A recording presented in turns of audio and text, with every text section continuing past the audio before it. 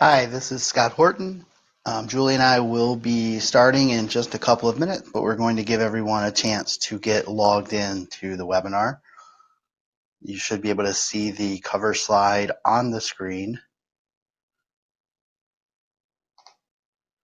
should also have access to a chat window and hear my voice. If you can do those things, then you are in the right place, and we will get started very soon.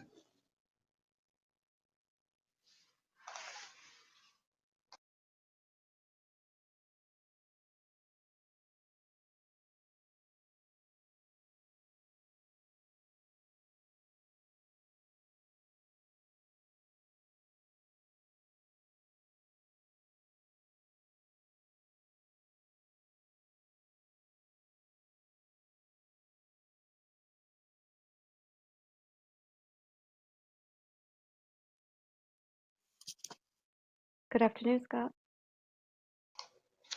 Hi, Julie. We have a good number of people who have joined the room. We are at our scheduled start time, but we did open the room up a little later than I meant to, so we will allow another minute or two, and then we will get started. We are expecting this to run about an hour. As usual, we will have a live question and answer segment at the end of the webinar, and we'll be happy to stay on and answer questions as they come up. If there are any questions during the presentation, we will probably hold them until the end, but we will see them as you type them in the chat room. And if it's convenient, we might answer them along the way. Certainly, we don't want you to forget your question, so type it in when you are ready. The chat is the way we will handle the questions. I'm going to wait about 30 more seconds, and then I'm going to get started.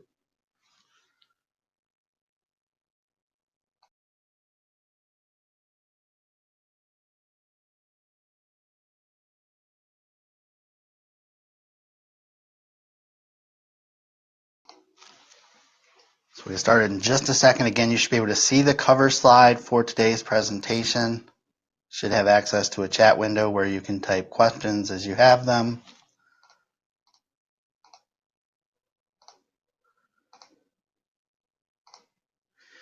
And otherwise, we are going to go ahead and get started. So today's presentation will be me, Scott Horton, and Julie Bastian. We're with Horton Law PLLC, presenting on classifying the people in your workforce. We are based in Orchard Park, New York, and we'll be discussing both federal laws and some issues specific to New York employers. Julie, you want to go ahead and say hello real quick, just so everyone can make sure they can hear your voice as well?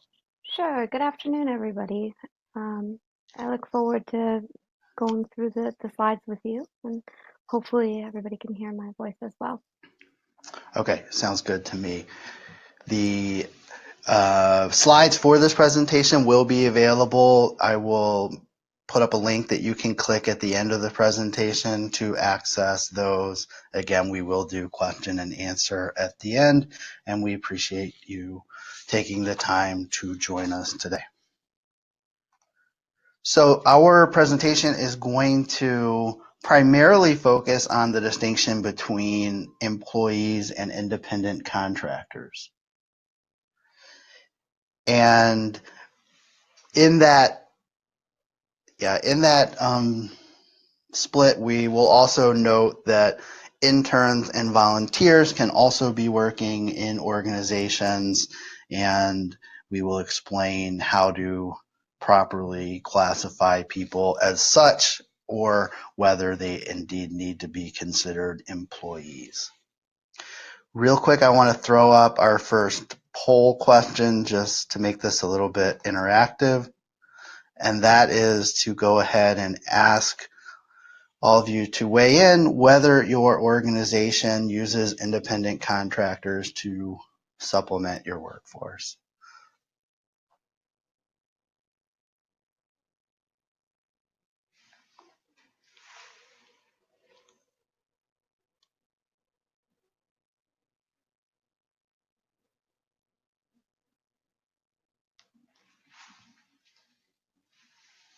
Most of you do, which may explain why you are interested in this presentation. Some of you do not, but that's good to know, and you never know when you might get into a situation where you're considering engaging someone and are considering whether to classify them as an independent contractor. So we will be talking about those issues in much more detail today.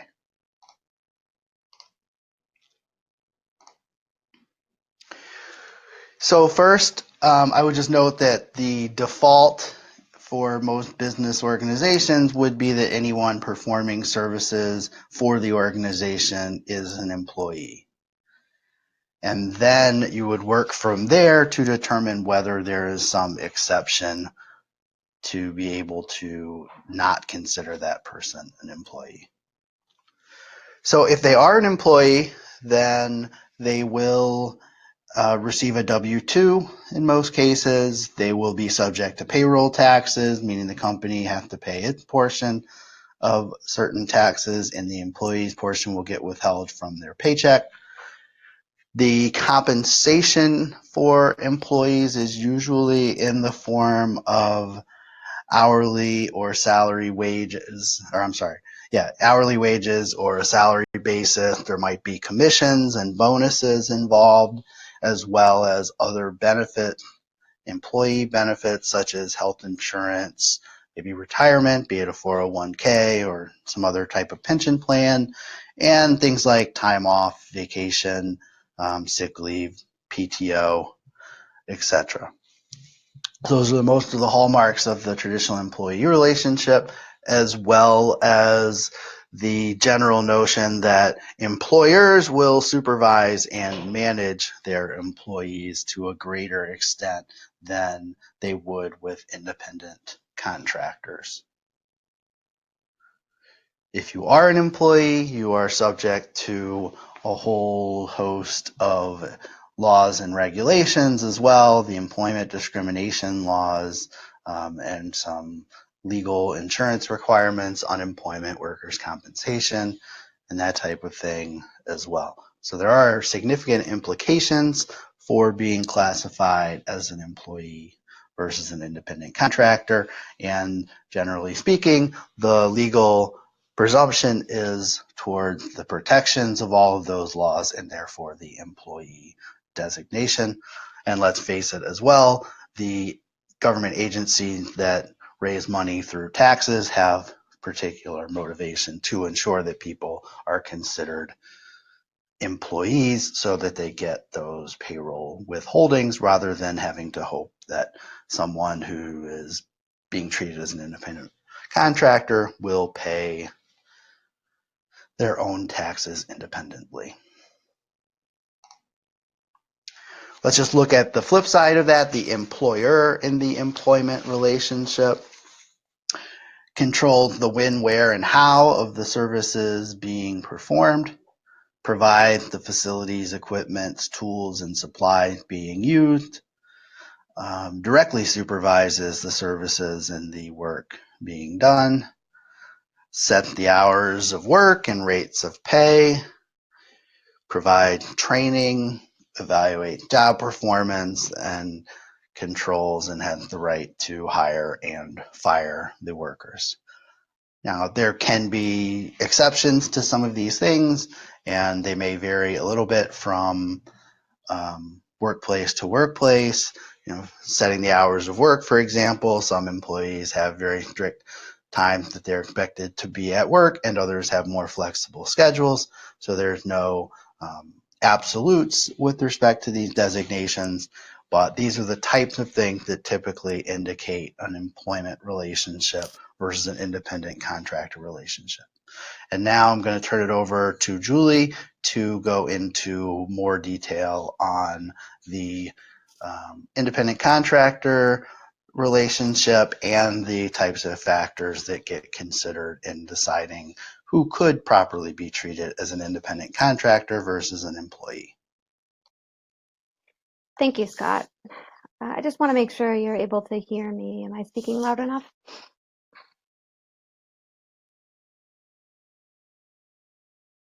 Scott, can you hear me? I can hear you just fine. Okay. All right, perfect. Okay, so yeah, so I'll talk about the independent contractor relationship and sort of the hallmarks of an independent contractor. Sometimes they also refer to independent contractors as 1099s. You may have a one person independent contractor, a small company, or sometimes they have a few individuals providing services under the company.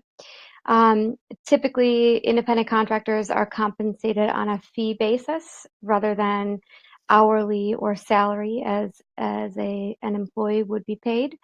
Um, in this sense, we're talking about being paid a flat fee for a project and sort of everything that's included in a project, or at least that's the ideal compensation set up for an independent contractor. Typically, independent contractors do not receive any benefits from the company. Benefits, we're talking about medical, dental, retirement, paid time off.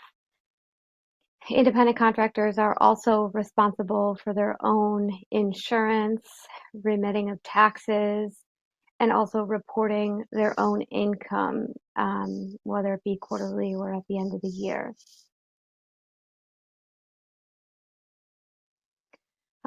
So for the main test that the Department of Labor uses when determining whether or not to classify somebody as an independent contractor, as as Scott previously said, the general rule is that a company should be treating somebody as an employee unless they qualify as an independent contractor. So the idea here is to kind of go through the tests that are used to determine whether or not an independent contractor qualifies. So the Department of Labor uses the economic realities test. I'm just going to go through some of the factors under this test. You may or may not have heard of some of them, and of course, no one factor is determinative. So we've got the extent of which services rendered are an integral part of the principal's business, the permanency of the relationship, the amount of investment in facilities and equipment, the nature and degree of control by the principal, the alleged contractor's opportunity for profit and loss, the amount of initiative, judgment, or foresight in open market with others required for the success of the claimed independent contractor, and then the degree of independent business organization and operation. I'm going to go through each of these in detail and kind of talk about the different elements that go into each, just to give you a better idea. So the first one is the extent of which services rendered are an integral part of the principal's business. Here we're talking about things like, how important are the workers' services in comparison to the company's overall business? Are they in a production or a sales role, or are they providing the actual service that the company typically provides to its clients? Or an example would be something like an accounting firm. So is it an individual is being brought on to assist with client deliverables? So in an accounting firm, they're being brought on to be engaged on a client accounting project, or are we talking about something like a grocery store that has accounting needs, and they bring on an independent contractor as on a fee basis just to handle their accounting needs. So it's not ultimately the service that they're providing to their clients, but it's sort of those back office needs that a company has to engage. Either they have to handle them internally, or they have to bring on a consultant to do the work for them. So those are some of the ideas, at least how you can consider whether or not they're the primary work. The second one is the permanency of the relationship. And I think this is more common. In this one, we're talking about how long has the worker been engaged with the company? Did they previously provide services as an employee of the company? And now they're coming back and providing services or requesting to provide services as an independent contractor. Is the project intended to last on an ongoing basis, or are we talking about a one-time, maybe a month project, a week project, or is this something that they'll continue to be ongoing whenever they're needed?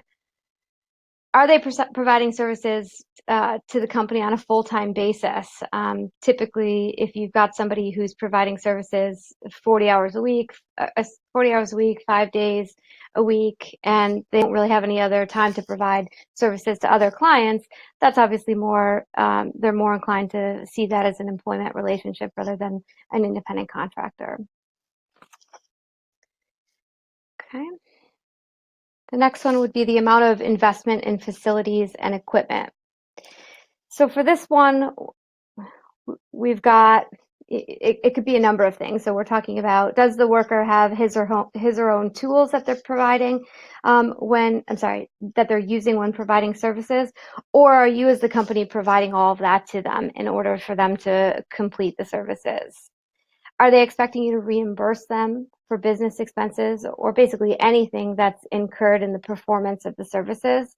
Or have they built all of those costs into the overall price of the project? Are they marketing their services to other clients? Or are you the only client that they provide services to? For things like this, we're talking about advertisements, business cards, letterheads, things like that. The nature and degree of control by the principal. This one is a big factor. It's weighted more heavily than the others. Who's determining the compensation, the overall compensation? Would it be you or the company? Who's determining the schedule of work that the services are going to be provided?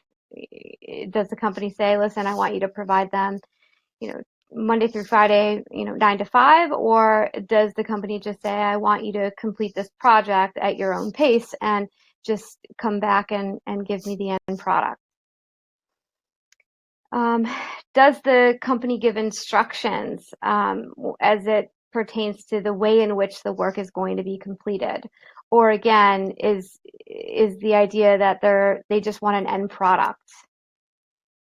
Does the worker have the ability to personally perform the services, or is the worker required to personally perform the services, or can they hire assistants? So sometimes an independent contractor will have employees of their own, or even independent contractor consultants that they've engaged to assist in providing services to their clients.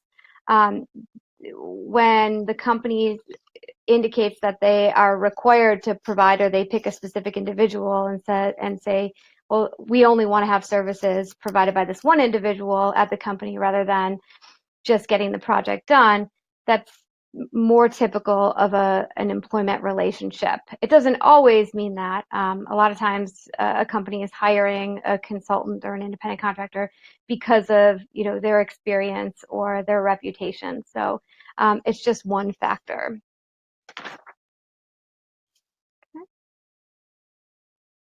Next, we've got the opportunity for profit and loss. So here we're usually focusing on the compensation structure. With employees, they're typically compensated hourly or a salary or commission basis. But the focus is that they are reimbursed for every hour or any of the services in which they provide. With an independent contractor, the goal is for them to have a fee for the project. So if they quote $1,000 for the finished project, I finished this, I build, I paint this house red, and I'm going to give you $1,000 to do that. Well, if the typical schedule was to have it completed in a week and they get it done in 5 days, well, that's great for the independent contractor, and now they can move on and provide services to another client with the 2 days that they have left. With employees, they're going to be just compensated for those hours in which they're providing services. So there's really an opportunity for profit or loss with an independent contractor with those fee basis or those project fees rather than being compensated for any time spent. Another thing you want to look at is the statement of work. Does it ask for premium compensation for time spent on the weekend or during overtime hours as defined by the work state, or even on holidays. An independent contractor should be, not all of them, but they should be taking that into consideration with their overall fee for the project and not charging additional cost if that falls into, whether it be over 40 hours in a one work week or on a holiday. I mean, it doesn't always work that way. There are situations where it makes sense for a consultant to charge premium rates at an off time or a peak time, but it's just kind of one factor you want to consider. The other opportunity for profit or loss that you want to look at is, the independent contractor typically takes the risk of if they're building a house and the cost of the materials is factored into the overall cost. Well, they're incurring the risk of that profit and loss because they've quoted you a fee, and at the end of the day, if the cost for the material goes up, generally speaking, they're not increasing that price on you. So those are some key differences. The next one would be the amount of initiative, judgment, or foresight in the open market competition. So here we're talking about, what level of skill is really required for the job. Is this job something that you have other employees doing on your workforce currently? So you've got W-2 employees providing the same services, and then now the independent contractor is looking to provide services as an IC rather than an employee of the company. Is there additional training that the company has to provide in order for the IC to complete the work? And then kind of an overlap from one of the other ones, does the IC market their services to any other clients in the industry? So are they marketing? Are they using business cards? Those things in the open market. The degree of independent business organization and operation. And this is, like we said, it's a totality of the circumstances. So it doesn't necessarily mean that the independent contractor has to have a registered entity, but it's certainly one factor in favor of classifying them as an independent contractor. Do they have a business? Do they have insurance? Do they have a place in which they're providing services, or are they always providing the services on site at your location?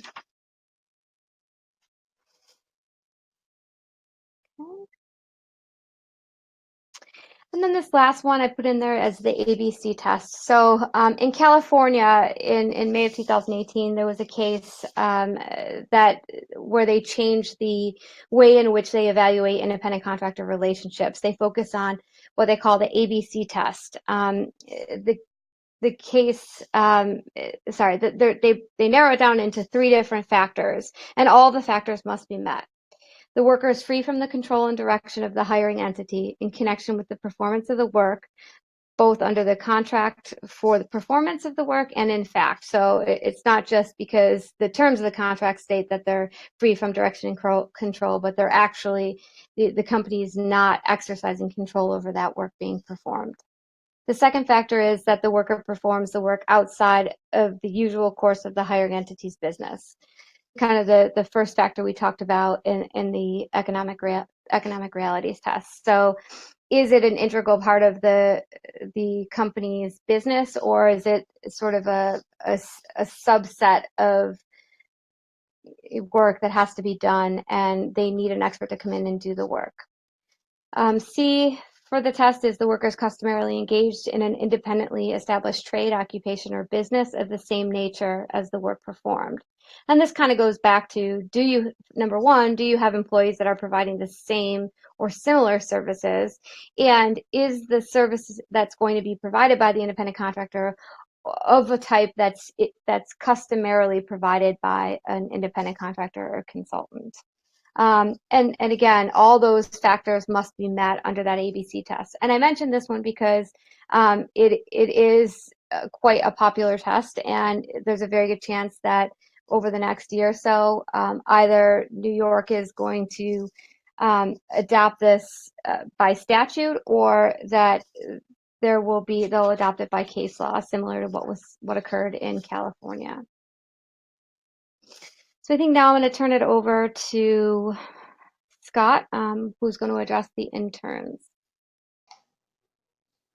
Thanks, Julie.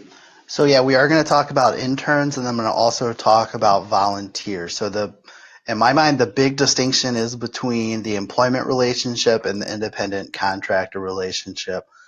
In some sense, with interns, I almost think of it the same way. Is your intern an employee, or are they essentially an independent contractor?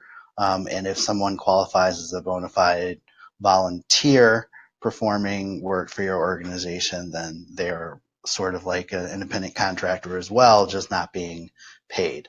Before I get into the intern analysis, I just want to post another poll, and that is to ask whether your organization has interns. I put up a number of different answers here, primarily to get at whether if you have interns, whether they're paid or unpaid. If not, or if you don't know, there are choices for that as well. We're all over the place on this one, so that's interesting. So about a third of you have unpaid interns. About another third have paid interns or a combination of paid and unpaid interns. And then a number of you either don't know or don't have any interns in your organization. So I will say one thing that I found interesting as I was typing up this question and saying, does your organization have interns, was what's the best way to use that?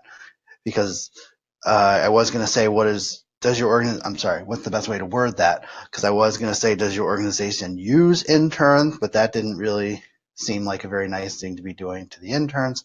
And then I wanted to say, does your organization employ interns? But really that's the whole question, is whether they're employees or not. So I had to go with this wording, and let's talk about why that's important. So obviously, as we discussed with independent contractors, if interns are not employees, then there are a lot fewer restrictions and obligations on the organization than if they are employees. The current approach by the U.S. Department of Labor, so at the federal level, especially under the Fair Labor Standards Act, which is the minimum wage and overtime law, is to use what is called the primary beneficiary test. The primary beneficiary test looks at the 7 factors. The number is not that important because some of them kind of overlap and intertwine, but the 7 different components that we have on this slide to look at overall who is the primary beneficiary in the arrangement. If the primary beneficiary is the company or organization, then the intern is an employee. If, on the other hand, the primary beneficiary is the intern, him or herself, as someone seeking skills and education, then there may not be an employment relationship. The reason I say may not is the first item on this list is whether the intern and employer clearly understand that there's no expectation of compensation. For the most part, the rest of these factors would become irrelevant if there was an expectation of compensation in the arrangement. If you tell someone who might happen to be a student seeking credit for school that you are nonetheless going to pay them minimum wage, then you have probably made them an employee, even if you could otherwise satisfy this primary beneficiary test. But assuming we are talking about an unpaid intern, then you would need to also consider these other factors. Does the internship provide training that would be similar to that which would be given in an educational environment, including clinical and other hands-on training provided by educational instructions?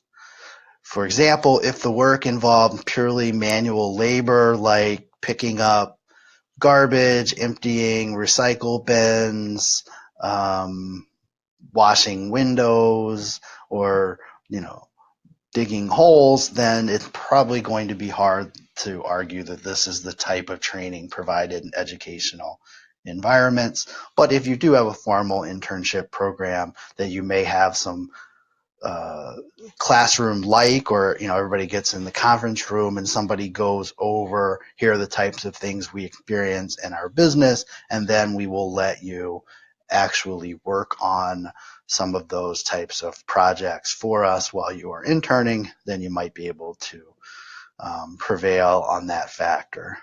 Again, under the federal primary beneficiary test, you do not have to individually satisfy each of these factors. It's just, what does the overall relationship most look like? The next factor is whether the internship is tied to a formal education program through integrated coursework or the receipt of academic credit. I think most of you understand that, especially if you've worked with internship programs. Does the internship accommodate the intern's academic commitments by corresponding to the academic calendar? Typically it would, with respect to anybody you're considering an intern, either over the summer when they're not in school or during a break period, sometimes known as an externship, or perhaps it is a postgraduate internship before the student goes into a graduate program. Post-graduation before they go into a graduate program.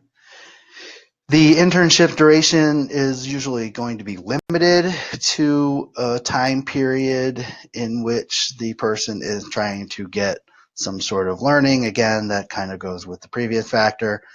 The work complements rather than displaces the work of paid employees while providing significant educational benefits to the intern. One way of looking at this factor is it's almost a question of whether the intern is more trouble than they're worth, to put it kind of bluntly and slightly rudely. In other words, if the company would actually operate more smoothly while the intern is there, if the intern simply were not there because of the time it takes to train them and oversee them and that type of thing, then that weighs in favor of the internship relationship. Whereas if they're doing the same thing that paid employees are doing and helping drive a profit for the company, then it's going to look much less like an internship relationship. Now, why would you hire interns or have interns working in your organization that would take up more time and effort than they produce for the company? Well, because you might have an expectation that you are evaluating the person to potentially hire them down the road, which is fine. But note this last factor in the primary beneficiary test that says there can't be an understanding that there is an entitlement to a paid job at the conclusion of the internship, because that really goes back to the top factor on this slide, in the sense that if you have basically told them, well, you intern with us for 8 weeks and then we will pay you going forward, you're kind of just offering delayed compensation in a sense for the work that they're performing now. So that's the federal primary beneficiary test. That's where the Department of Labor is right now, at least with respect to the minimum wage and overtime laws, which I mentioned. In New York, however, the New York Department of Labor is going to apply a more stringent analysis for interns as to whether they are employees. So in New York, to establish that an unpaid intern is not an employee, you would have to satisfy all of the primary beneficiary factors as well as the 5 additional factors listed here. So if basically anything weighs in favor of an employment relationship, the New York Department of Labor can take the position that the person qualifies as an employee and therefore is subject to minimum wage and overtime and potentially additional requirements. So these additional factors are that any clinical training is performed under the supervision and direction of people who are knowledgeable and experienced in the activity. So you can argue that this person is getting educational benefit and training from the work, but if they are the only one in the organization that knows anything about the type of work they are doing, there's really no one who can be pointed to as their trainer that's going to hurt you in New York. Related to the compensation, the trainees or students do not receive employee benefits. I think that would generally be the case anyway, so that might not be much of an add, but that is a specific point of interest under the New York test. The training in general and qualifies trainees or students to work in any similar business. So, the training component of the job can't only be relevant to what your company does. The screening process is not the same as for employment and does not appear to be for that purpose. In other words, if you post a job application to hire even say a contract worker to perform a project and happen to get a student who applies, and then you decide to not pay that person and consider it an internship, the New York analysis is going to hold that against you because it looked like up front you were actually seeking an employee. Might be a way to reboot the whole process and get around this factor, but that is something that New York Department of Labor will look at. And finally, related, advertisements, posting, or solicitation for the program clearly discuss education or training rather than employment, although employers may indicate that qualified graduates may be considered for employment. At the end of the day, everybody accepts that a lot of the reason why companies would have interns is because they would hope to possibly find people that they would like to hire after their education is completed. But you still can't create an implied expectation or guarantee of future employment if you want to treat the person as an unpaid intern and avoid having them be an employee. All right, so we'll shift gears slightly then to the volunteer situation. And in a certain sense, a volunteer need not be that much different than an unpaid intern. But the big distinction is that you could have unpaid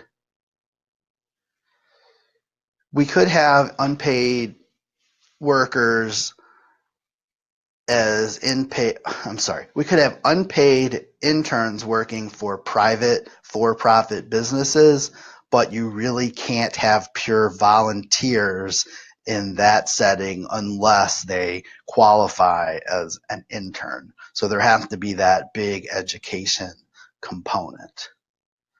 Whereas nonprofit organizations, including the government and its various subdivisions, can have volunteers who are working without compensation for the purposes of public service or religious or humanitarian objectives. So really, if you're a nonprofit organization or a government entity and you have people willing to provide services for the organization without any form of compensation or benefit in exchange other than typically just the good feeling of helping out and maybe some social benefits and connections and that type of thing, then that would be okay, and they would not become an employee, and you wouldn't have to pay them minimum wage and overtime. But again, in the private for-profit business setting, if there's not a sufficient educational component and you can't satisfy that intern analysis, then the person is an employee and you'll have to pay them. Again, notwithstanding they could be an independent contractor based on all that full analysis we already did. So I have the volunteer firefighter pictured here. That one area where people can do basically the same work on either a volunteered or paid professional basis. But again, they could only be volunteering if it's for a nonprofit or public entity. If you happen to have a business that needed your own essentially firefighting force, or you were a for-profit fire prevention or fighting operation, then you would have to pay workers of that nature. Okay, so that kind of explains all the different categories of employees and not employees that you might have, and we are going to go back to Julie to explain how important it is to get the classification right. Thank you, Scott. So on this slide, we're going to address just some of the ways in which employers get into trouble. So how do these classification concerns come about to begin with? So one way is an individual has been providing services. They believe they've been misclassified as an independent contractor, and then they file a complaint with either the U.S. Department of Labor or the State Department of Labor. So that's one way a complaint can get triggered against your company. Another way would be if the project has been completed and now the independent contractor is unable to find work for another client, or their projects with you have come to an end, and now they file for unemployment benefits. Sometimes this one filing can trigger an audit or an inquiry against your company, which unfortunately ends up opening up your books to how have you been treating these individuals for a longer time frame, not just this one individual. Another way would be is if an independent contractor was providing services on a project basis and they get injured on the job. A lot of times they don't have their own insurance, and maybe that wasn't even something that was required as part of the contract. They get injured and then they file for a workers' compensation claim. Initially, they're not considered an employee under the relationship, but when they do a deeper dive into the factors, what happens is they go into an investigation to consider whether or not that independent contractor should have been treated as an employee.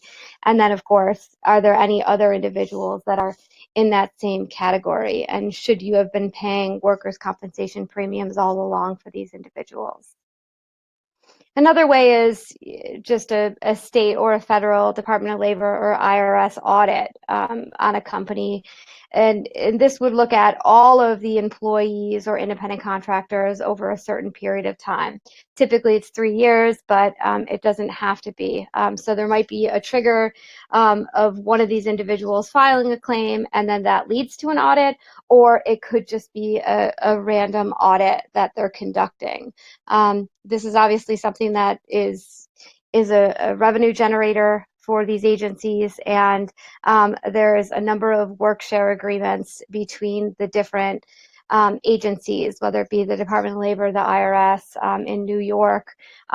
Many of the different agencies are working together. So if you've got one individual who files a claim for unemployment and says, I believe I was misclassified, now not only did you as the company fail to pay unemployment premiums for this one individual, but again, they do an audit of your past practices and what else are they missing out on? Were their taxes remitted properly, and did they receive their W-2s, things like that. And we'll get into that in the next slide. So I just wanted to kind of give you some of the penalties that an employer can face for misclassification. I think we've broken them down into two categories: unintentional misclassification and intentional misclassifications. Under the IRS, some of the penalties you can face, the first one would be a $50 fine for each W-2 that the employer failed to file for a misclassified employee. We would also face penalties of 1.5% of the worker's wages. So in addition to all of the wages that you would owe in back pay, but they also assess a penalty of 1.5% on top of those wages, plus 40% of the FICA, the Social Security and Medicare that the employer should have withdrew from the employee's wages. In addition to that, you've got the employer side. So during an audit or a misclassification situation, the company ends up having to pay both sides, the employee portion and the employer portion of FICA, in addition to those penalties. You could also face interest accrued on all penalties from the date in which they should have been paid out or deposited. There's a tax penalty equal to 0.5% of unpaid tax liability for each month up to 25% of the total tax liability. So as you can see, for unintentional misclassification, at least the IRS, they definitely they have companies face a number of fines and penalties. For a deliberate misclassification, the penalties obviously get worse, and there are some criminal elements to it. There are additional fines up to 20% of all wages that need to be paid out, plus 100% of the FICA taxes, as I just said, and that includes both the employer and employee share. There's criminal penalties up to $1,000 per misclassified worker, and then up to 1 year in prison. So there's definitely some serious penalties associated with that deliberate misclassification. Then, even with corporations, the individual that's responsible for withholding taxes can also be held personally liable for uncollected taxes. And a lot of times people think if there's the outer structure of the company is a corporation, that they're protected. But unfortunately, when it comes to the withholding of taxes, they're able to pierce that veil. So it's really important that you get the evaluations or the classifications correct the first time around. Other penalties that a company might face would be, unemployment and workers' compensation penalties. So then again, we're talking about if there was an audit and they determined that there was a number of people that were misclassified, the company would have to go back and pay those unemployment premiums as well as any workers' comp premiums associated with the time period that those individuals were providing services. In addition to wages, you also have to consider, meeting the minimum wage requirements and then overtime in accordance with law. And depending on what that audit period is, those numbers add up.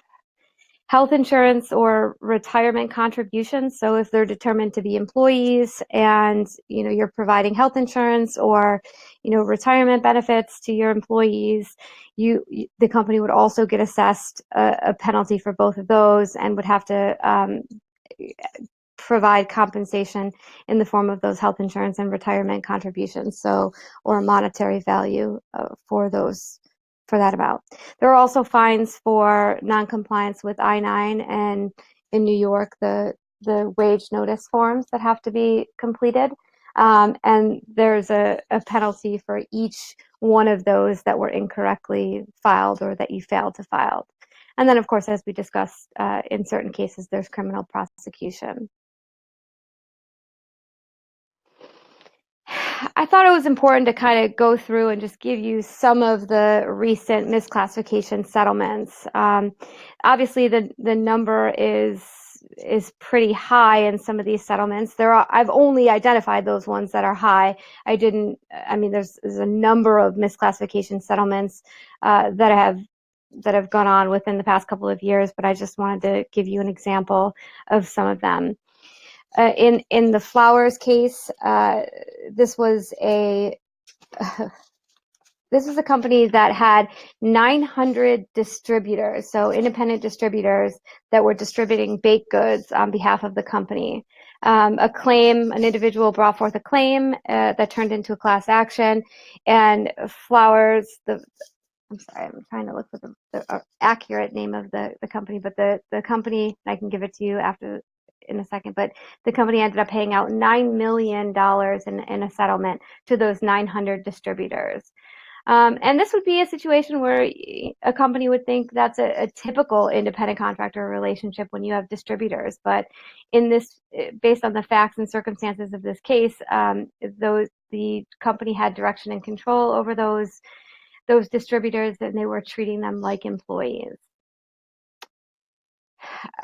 I'm sure many of you know the Uber and Lyft cases have been quite popular in the last couple of years.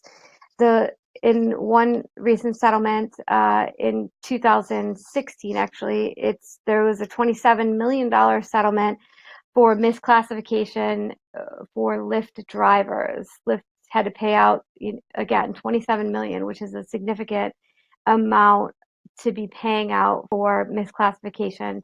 And of course, that included all kinds of penalties and back wages to the drivers.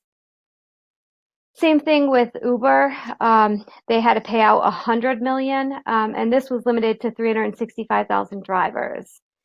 The idea is that these drivers were set up incorrectly as independent contractors. They really should have been employees. In many cases, they weren't.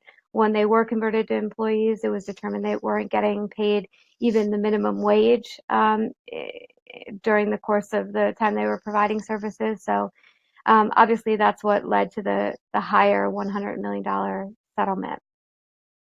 And then the FedEx case, there was a number of FedEx cases in different states, but ultimately FedEx ended up paying out $228 million to 2,300 drivers in California. As many of you probably know, California is a very employee-friendly state, but again, they're just one of many states that are cracking down on misclassification. So there's a significant penalty for incorrectly classifying independent contractors, which is why we're here today putting on this presentation for you. So I think I'm going to turn this back over to Scott, who's going to handle the last couple of slides.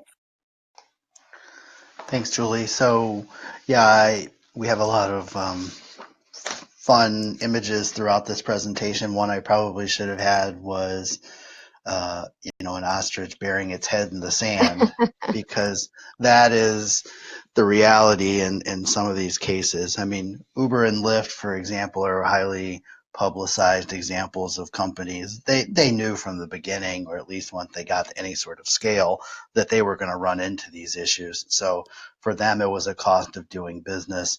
For a lot of other much smaller companies, there is the belief that you're just not going to get caught.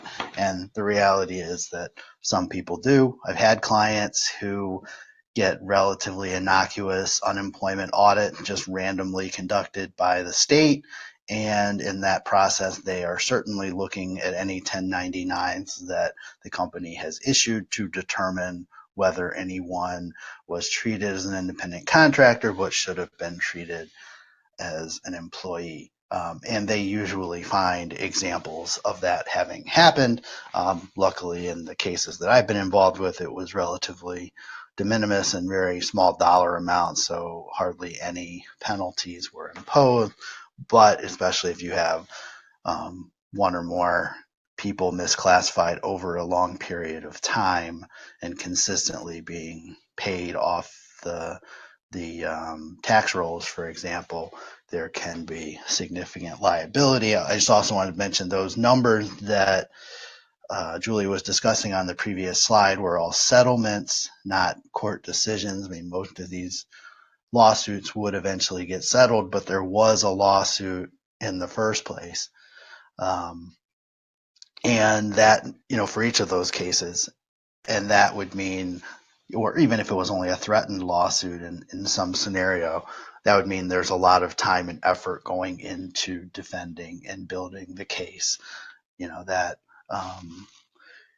$228 million that FedEx paid was probably not just what they decided to do out of the kindness of their hearts as soon as they were called on the question. They probably mounted a vigorous defense before finally settling at that number. So keep in mind that the legal fees involved, as well as the time of the people within the organization who would need to be involved to prepare the defense, is a significant cost as well. Yeah, that's a great point. So with all of that said, our advice, of course, is don't take chances, don't risk it. We would encourage everyone to conduct a thorough analysis before allowing any individual to provide services to a company without setting them up as a W-2 employee. So again, remember, employee is the default. If you are going to proceed with an independent contractor arrangement, we certainly encourage you to document it with a written agreement. To me, it's right there in the name, independent contractor. Let's have a contract. And in the contract, we, suggest at a minimum, you state that the parties intend the relationship to be an independent contractor relationship. That doesn't mean that that's always going to convince whichever government entity or court might be scrutinizing the arrangement, but at the very least, you want to spell that out in writing. You want to address the compensation and billing and some other issues like insurance and indemnification where possible.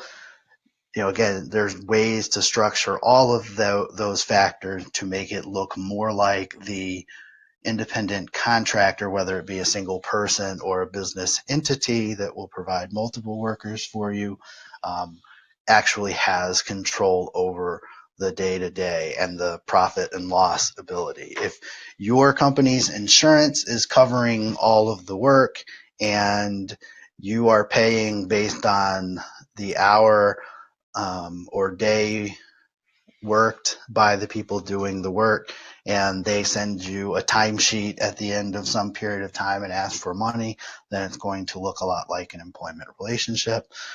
On the other hand, if you agree to either a fixed amount for the whole project or some, time-based payment that, preferably larger than by the hour, although as I say that, lawyers are a good example of legitimate independent contractors who often get paid on an hourly basis.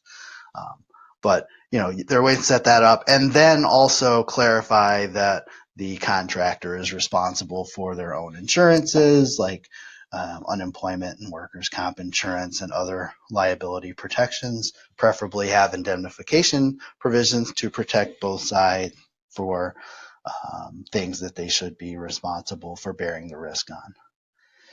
You want to clarify as well the duration of the relationship. Is this something that is just going to be until a certain project is completed, or is it going to be over time? Again, neither is necessarily right or wrong or better or worse for making the independent contractor classification, but one way or the other, you should address it for just good contract principles as well as for the purposes of this specific issue. But, again, you might have an attorney on retainer that you contact as needed indefinitely over time, and that doesn't mean that that person becomes an employee. But in a lot of cases where it's just some individual performing one project, it is better to clarify that in writing so that it doesn't look like they're just there to work whenever you schedule them to work. And related to all the above, you want to document to the extent possible that the independent contractor has control over the services to be performed. If you instead put right in the contract that your supervisor is going to meet with this person at the beginning of every day, tell them what needs to be done that day and how to do it, then you likely are looking at an employment relationship. Whereas on the other hand, if you just tell them at the beginning of the project, okay, we'd like to have whatever scope of work completed by some certain date, get at it, and they bring their own tools and hire their own staff and make arrangements for it to get done as soon as it can be done, then you are more likely to uphold the independent contractor designation. So with all of that said, of course, that's not everything you would necessarily want to have in one of these agreements, and there might be situations where you wouldn't need to have every single one of these details spelled out in writing, but I at least encourage you to look for some sort of written agreement and try to make it fit the independent contractor relationship as well as possible, meaning not just what it says on paper, but that what it says on paper also matches what is actually going on in reality. And if you cannot do all of that, then you are better off considering and classifying the person as an employee. With that, we have gotten to the end of the material we wanted to present for your information today. We're happy to take questions again in the chat window.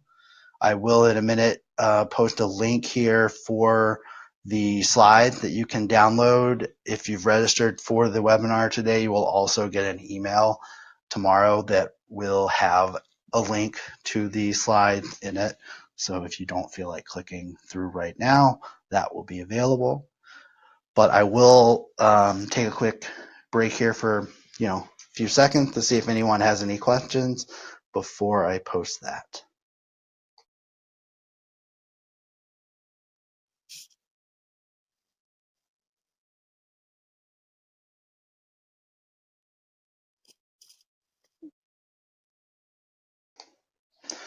And just to keep this a little interactive while anyone is collecting their thoughts on a question, Julie, I'll just ask you a question, and that is there any particular misclassification mistake that you've seen in your career that jumps out at you as something you'd want to warn anybody about? No pressure. I think from me and just in my experience, what I've seen the most is companies that have individuals that either retire or they have a cap in headcount, and the person is laid off and they bring that person back as an independent contractor on an as needed basis or even to work full time. I think that's a common thing that companies do. I'm not sure if the goal is to bring them back long term, but it's definitely a trigger and in an area that opens the company up to audit. And I think it's something that it's just a common practice that companies do. And I understand the rationale behind it. They already have the experience. They're familiar with the technology, the employees within the company. But at the end of the day, the test still applies to them, even if they were familiar or providing services as an employee of the company or not previously. So I think that's kind of a pitfall that a lot of companies fall into. And it's something that you just need to be aware of, that they are looking into situations like that as well. Yeah, that's a good point, and that is common. I mean, it could be a proper independent contractor relationship in some situations. I mean, sometimes people do retire and become consultants, for example, where they do make themselves available within an industry to provide certain services. And in that case, I would say that just the fact that they previously worked for you doesn't mean they can't be Correct. an independent contractor. But I do think you're right that the majority of the time that's not what's going on, and the person is just going to pick up some additional income for some additional period of time, and for whatever reason, whether it's just purely keeping the books clean or what have you, people don't want to reintroduce that person to the payroll, so they consider an independent contractor arrangement, where often it really isn't, and it is going to send up a red flag once somebody had been on the payroll and getting W-2s, and now all of a sudden is instead getting 1099s. Right. And I think ultimately that's exactly what it is. It's the only thing that changed about the relationship is the fact that the company is now calling them an independent contractor versus an employee. And those are the cases that I was referring to. Yeah, and there might be good business reasons to do it. It might have an impact on the employee benefits. It might be that someone has retired and therefore is eligible for certain benefits under a pension program, for example, and you want them, or they almost can't be an employee anymore, Right. but you'd have to be careful how you set that up, or Exactly. you could create new problems. So we still don't have any questions in the chat, but we still have another number of people tuned in. I did post the link to the webinar slides, so if you wanted those, you can link for those. If you have questions that are more specific and confidential and you don't want to ask them here in a non-privileged setting, then all of our contact information is on the slide in front of you now. But again, I will wait a little bit longer just to see if any questions come in. If you have a question that's too long, just go ahead and click enter so we see that you're asking one, and then finish asking the question. Julie, was there anything else you wanted to add from anything you didn't get a chance to mention in the presentation? No, I think what I've seen is a lot of companies are hesitant to do sort of an audit of their existing workforce. Number one, because they're afraid that it'll obviously trigger all kinds of questions and they don't want any kind of class action claim coming. But there are definitely appropriate ways to handle that. The idea of just kind of ignoring it because you're scared of what those consequences are isn't always the best route. There are definitely ways in which a company can get a hold of or assess what their current workforce looks like and whether or not they have some individuals improperly classified, and then steps to correct that moving forward. Yep, exactly right. And we still haven't had any questions come in. I guess we've covered everything. People seem to be still listening. So, I think that's a good sign, but we won't hold you on any longer if no one else has any questions right now. Like I said, you'll have access to the slides. You get an email if you haven't clicked through. If you have any follow-up questions on the subject, please let us know. And otherwise, with that, I think we will say goodbye and sign off. All right, thank you.